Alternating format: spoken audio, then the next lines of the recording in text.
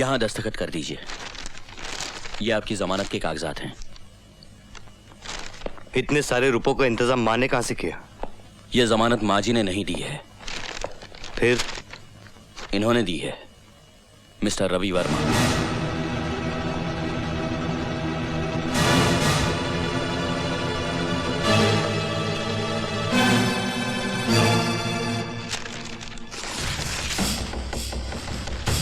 इतनी बात तेरे समझ में नहीं आती वकील कि सत्य प्रकाश के खानदान में कोई रिश्वत नहीं लेता। ये रिश्वत नहीं है, मेरी गलती का छोटा सा जुर्माना है। बाकी जो भी और सजा तुम मुझे दोगे मैं उसे सर झुका के कबूल कर लूंगा।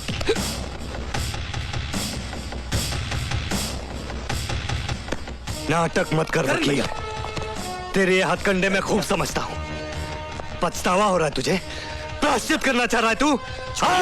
अरे डर रहा है तू, डर रहा है कि मैं तुझे बहुत बुरी मौत मारूंगा।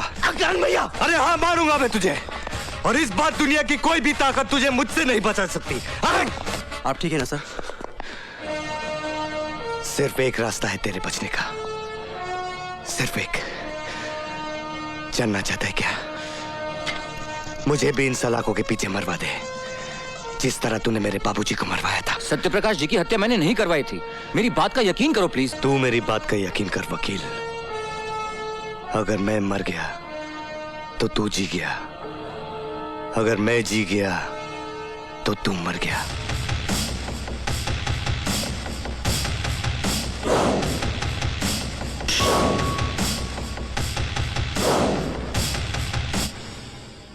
ये क्या बेवकूफी है? दुश्मन को छुड़वाने का क्या मतलब? दुश्मन वो हमारा नहीं है, हम उसके दुश्मन हैं। क्या?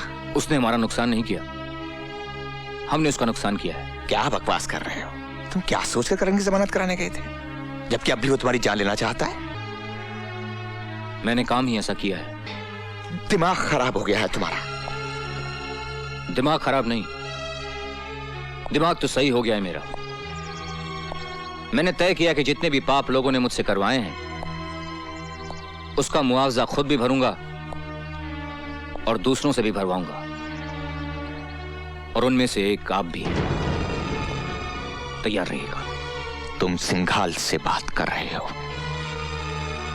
सिंघाल से बात कर रहे हो तुम।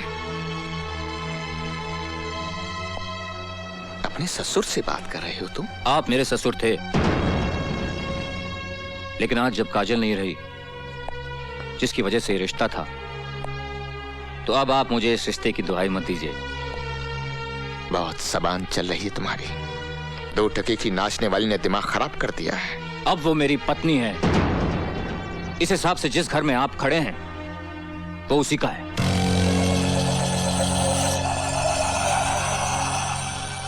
रवि, ये मत भूलो, इस घर में 2 ईंटें मेरी भी लगाई हुई हैं। तो निकाल लीजिए अपनी ईंटें। तुम्हारी 2 ईंटों की वजह से मेरे सारे घर में बदबू फैली हुई है। Don't shout mister Singhal. इससे पहले कि मैं कुछ कर बैठूं, get out of the house. Get out!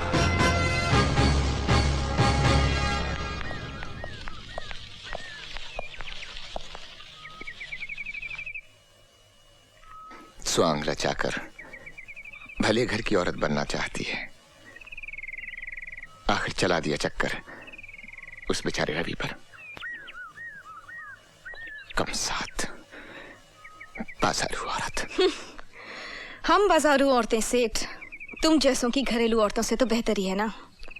तुम तो अपनी औरतों से कुछ भी मनमानी करते हो और हमें रुपए भी देते हो और तलवे भी चाटते हो। कम सर्फ, अपनी औकात से बाहर निकली। औकात देखनी है सेठ?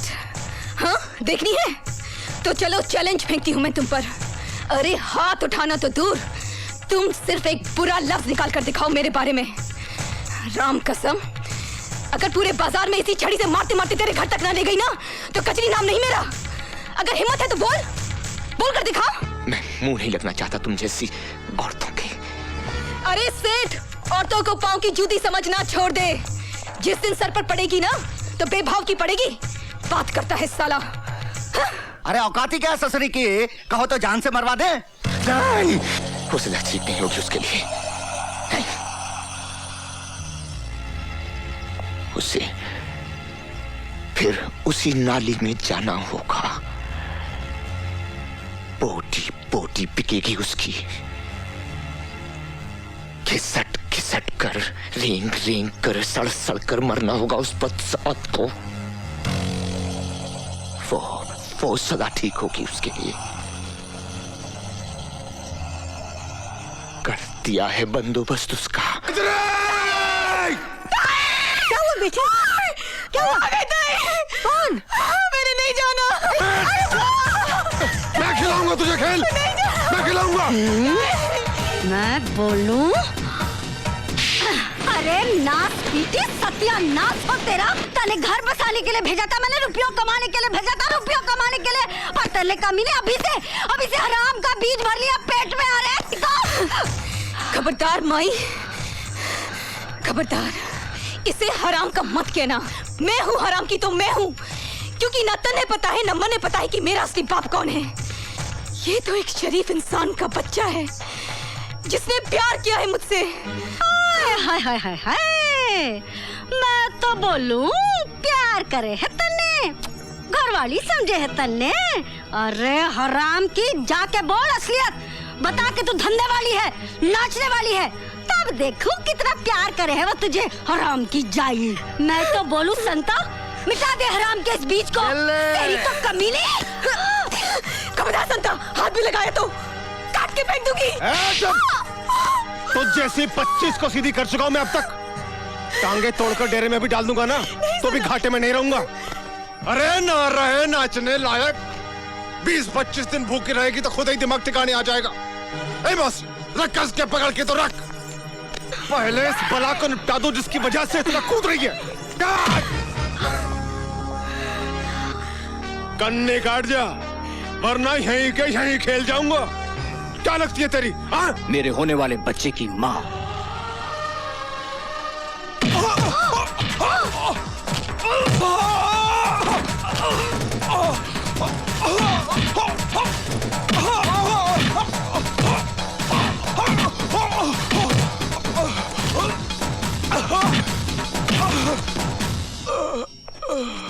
मैं तो बोल लूं। ना हुक्म, आप कुछ ना बोलो जी। टन टन टन टन टन तारा चलती है क्या 9 से 12? ये ले। नहीं, ये ले।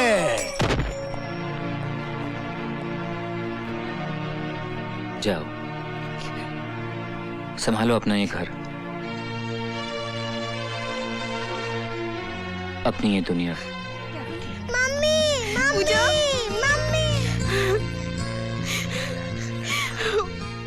हमें कभी मत छोड़ के जाना मम्मी, मैं नहीं रह सकती। नहीं बेटे, नहीं, नहीं जाऊंगी, नहीं जाऊंगी, नहीं जाऊंगी, नहीं जाऊंगी।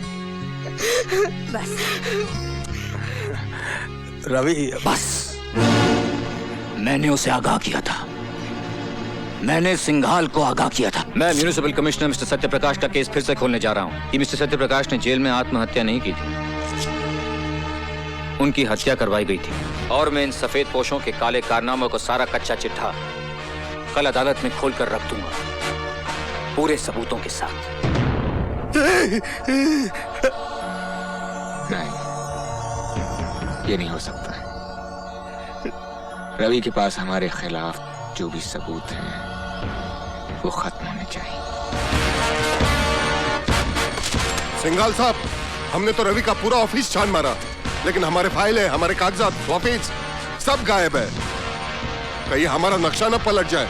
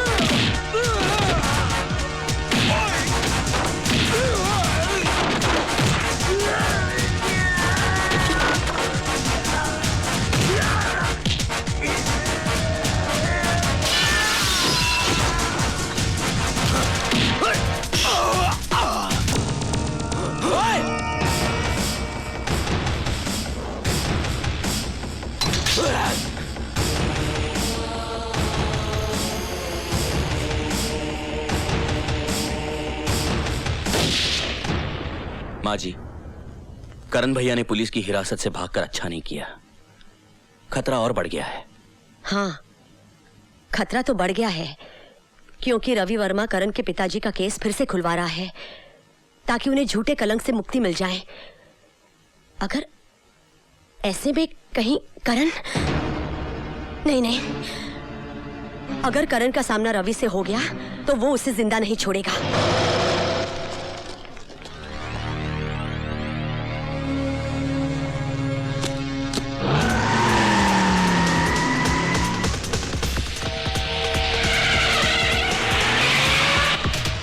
चल जल्दी रवि।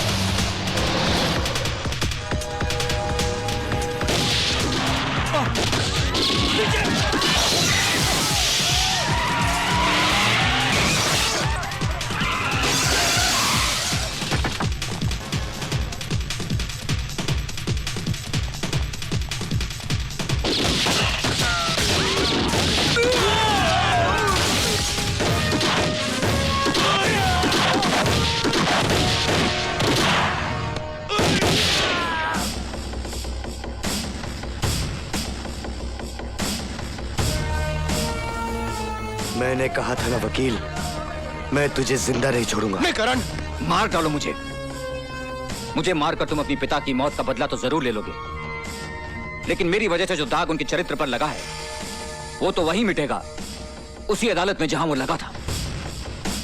क्या तुम मुझे चंद घंटों की मोहलत नहीं दे सकते कि मैं वहां जाकर उन्हें बेगुनाह साबित कर दूं? उसके बाद तुम जो सजा मुझे देना चाहोगे ना, मैं उसे हंस के कबूल कर लूंगा। हाँ करण, रवि ठीक कह रहा है। ये अदालत में उन्हीं लोगों का भांडा फोड़ने जा रहा है जो तुम्हारे पिता की मौत के भी जिम्मेदार हैं, और वो लोग इसे अदालत तक पहुंचने नहीं दे रहे।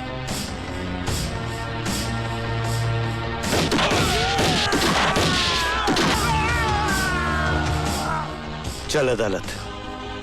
दुनिया की कोई भी ताकत तुझे अदालत पहुंचने से नहीं रोक सकती।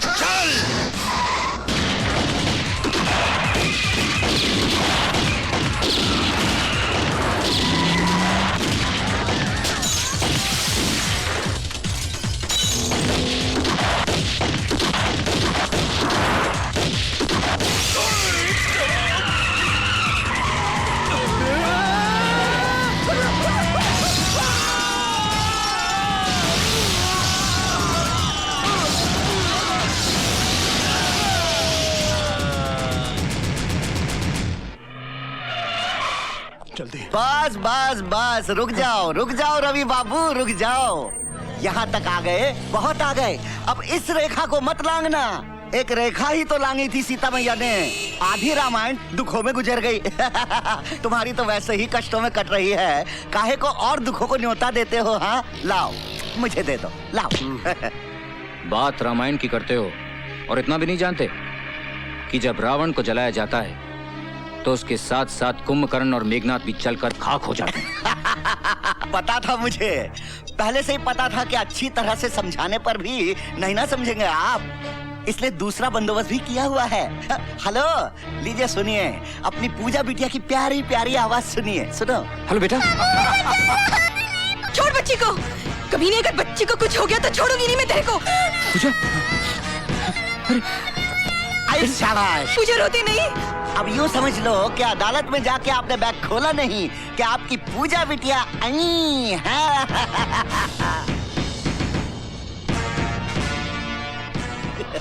हरामजादे, तू क्या समझता है कि तू मौत का नंगा नाच नाचेगा तो मैं डर के अपने इरादे बदल लूंगा? You bastard. जल्दी। नहीं,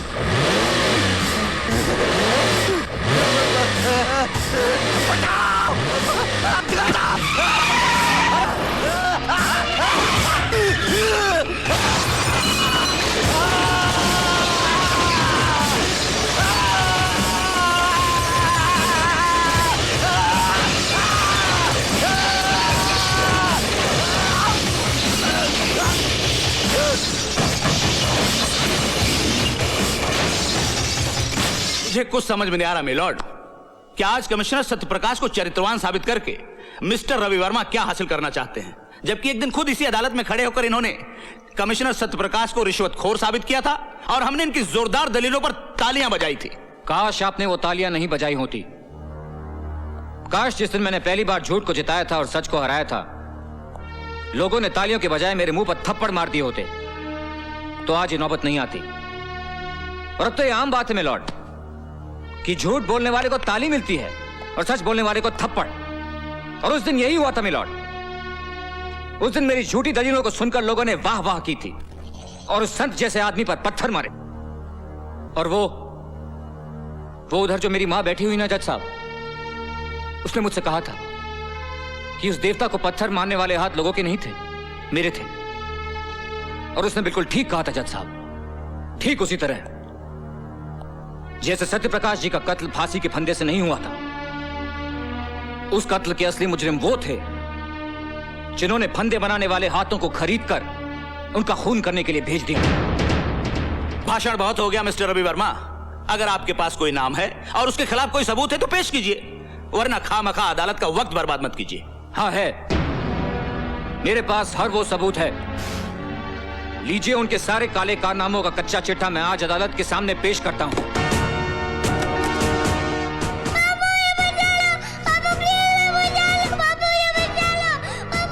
रवि, क्या बात है?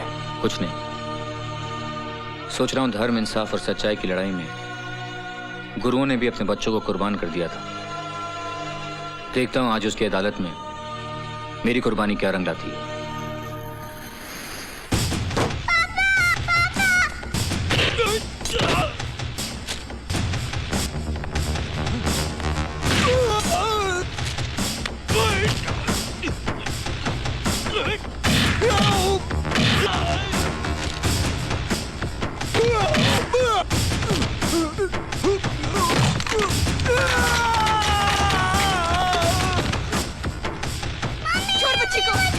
बहुत बुरा होगा तेरा। छोड़ बच्ची को, कभी नहीं।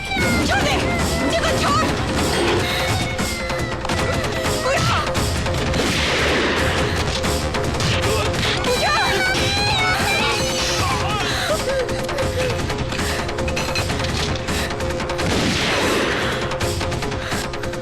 बच्ची को अदालत ले जाओ। यह अदालत शर्मसार है क्योंकि इस अदालत ने कमिश्नर सत्य प्रकाश जैसे नेक, सच्चे, ईमानदार इंसान के चरित्र पर दाग लगाया।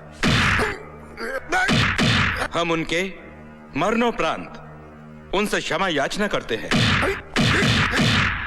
और कबूल करते हैं कि कभी कभी कानून भी अपराधियों की चालाकी में उलझकर गलती कर बैठता है।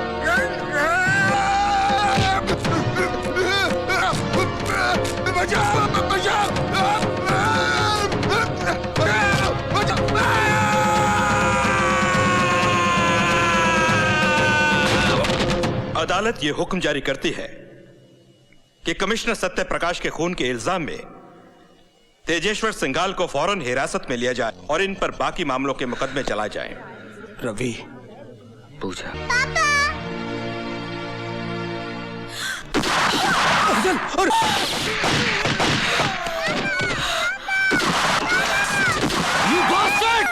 इंस्पेक्टर, आगे मत बढ़ना।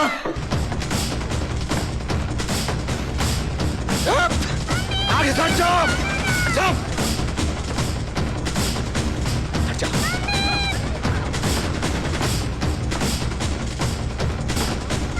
हट जाओ आगे से।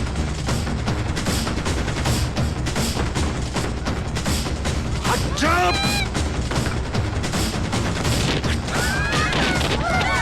सिंघाल, पूजा को छोड़ दे। सिंघाल, अपने आप को कानून के हवाले कर दो। तुम यहां से बचकर नहीं जा सकते। होश करो, मैं कहता हूं।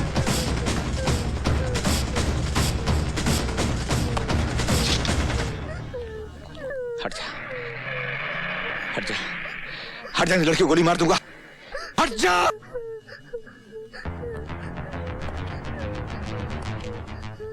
इंस्पेक्टर, बंदूक फेंक दे और अपने आदमियों से कह दे कि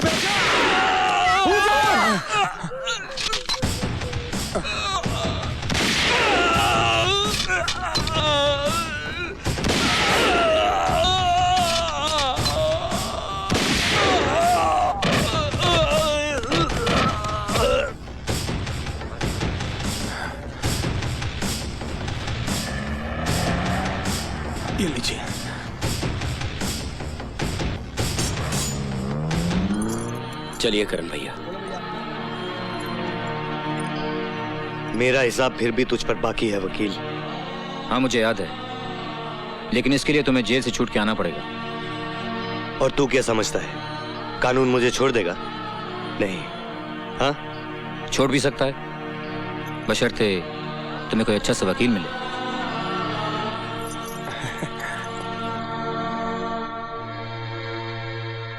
तू लड़ेगा मेरा केस?